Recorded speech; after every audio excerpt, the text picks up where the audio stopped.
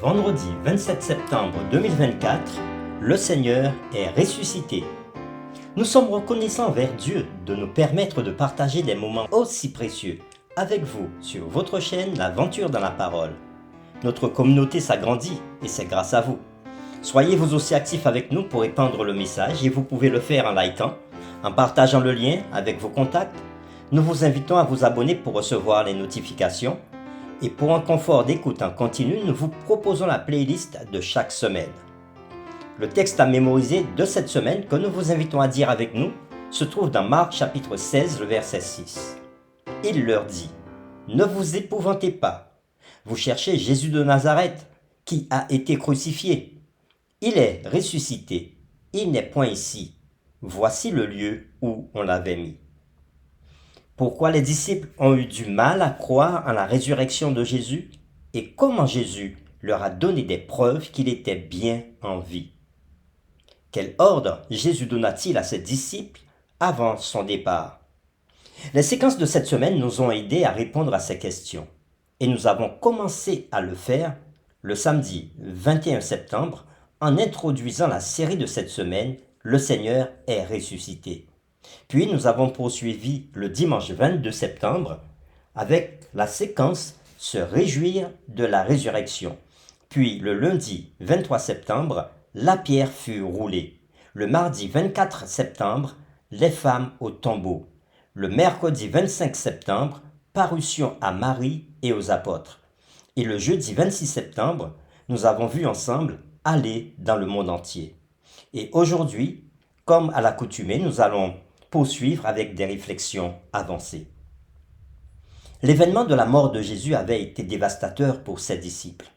Bien que la prophétie l'ait prédit, et bien que Jésus les ait déjà avertis des épreuves auxquelles ils seraient confrontés avant sa mort, les idées préconçues des disciples sur le Messie les avaient empêchés de comprendre toute la portée des paroles de Jésus et les avaient donc laissés non préparés à son impact.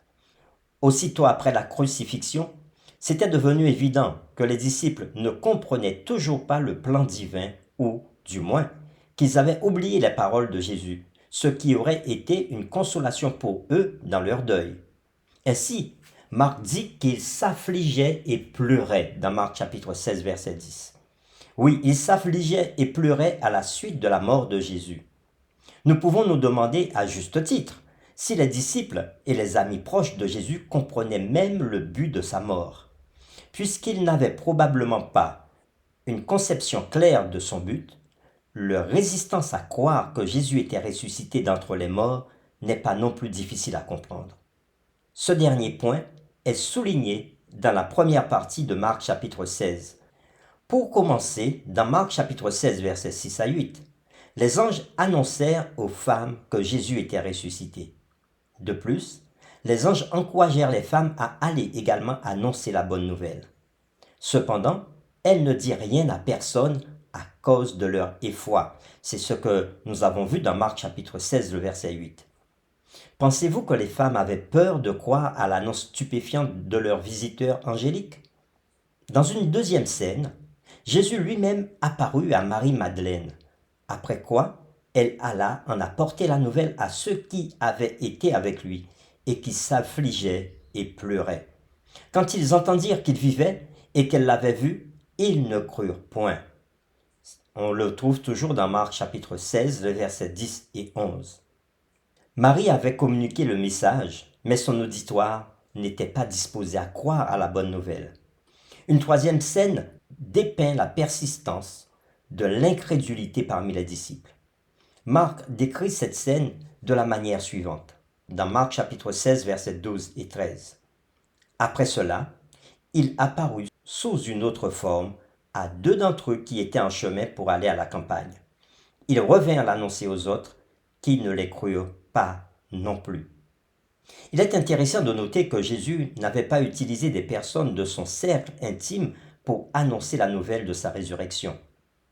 La nouvelle leur avait été transmise par l'intermédiaire d'une femme et de deux autres personnes qui ne faisaient pas partie de ses 11 disciples immédiats.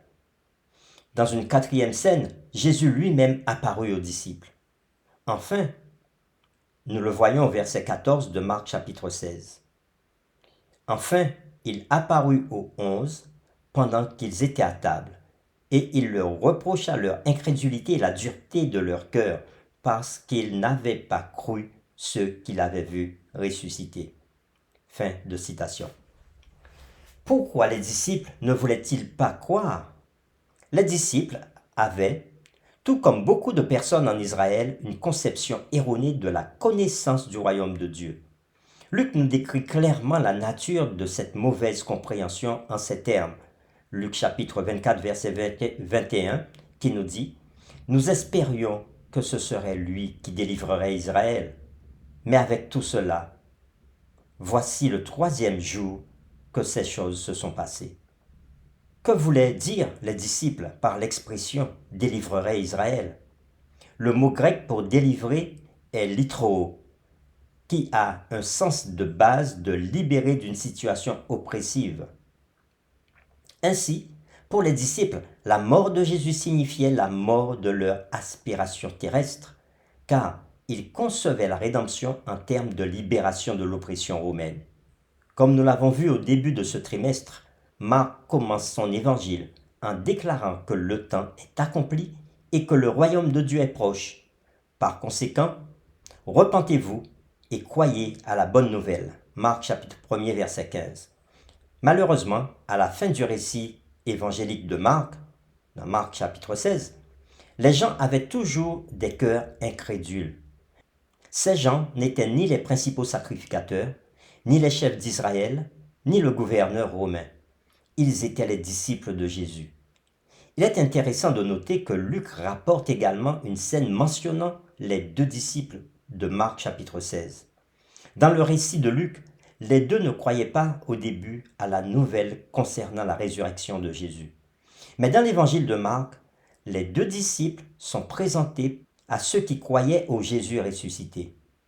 Comment cette transition de l'incrédulité à la foi s'était-elle produite? Qu'avait fait Jésus pour les aider? Luc ajoute quelque chose que Marc n'a point inclus dans son récit.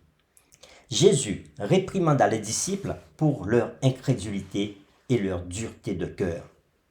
Mais juste après la réprimande, Jésus les éclaira en leur demandant rhétoriquement « Ne fallait-il pas que le Christ souffrit ces choses et qu'il entrât dans sa gloire ?» Et commençant par Moïse et par tous les prophètes, il leur expliqua dans toutes les Écritures ce qui le concernait. On peut le lire dans Luc chapitre 24, versets 26 et verset 27. Quelle étude biblique intensive les disciples avaient dû recevoir ce jour-là. De la Genèse jusqu'au dernier livre de la Bible hébraïque, tout au long des Écritures hébraïques, Jésus avait exposé les prophéties messianiques devant ses 2 disciples. L'écrivain Ellen G. White développe davantage d'instructions que Jésus avait données plus tard à ses disciples avant son ascension. Elle dit ceci dans le livre Jésus-Christ. Avant de quitter ses disciples, le Christ leur exposa clairement la nature de son royaume. Il leur rappela ce qu'il leur avait déjà dit à ce sujet, qu'il était venu établir non pas un royaume temporel, mais un royaume spirituel. Il ne se proposait pas de régner sur le trône de David, un roi terrestre. Une fois de plus, il ouvrit devant eux les Écritures, leur montrant que tout ce qu'il avait enduré avait été préordonné dans le ciel, dans les conseils tenus entre le Père et lui-même. Toutes ces choses avaient été prédites par des hommes inspirés.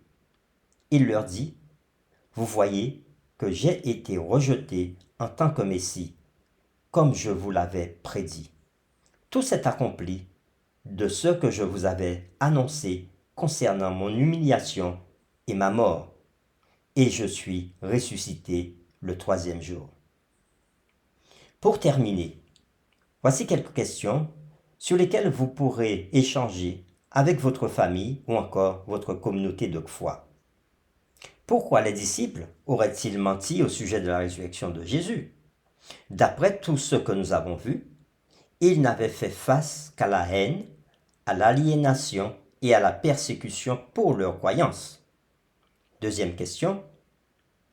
Qu'aurait-il gagné en inventant cette histoire?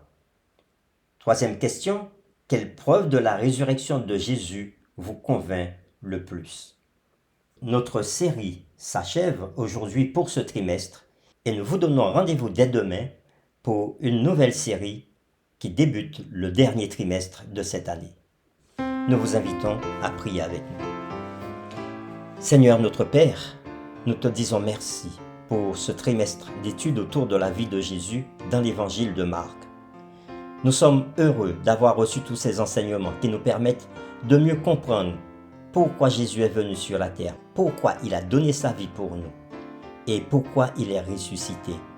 Et aujourd'hui, nous sommes heureux de savoir qu'il est là et qu'il est assis à ta droite. Merci au Père de nous aider à continuer à étudier ta parole pour que nous soyons enrichis jour après jour pour notre élévation spirituelle. Nous t'avons prié au nom de Jésus. Amen.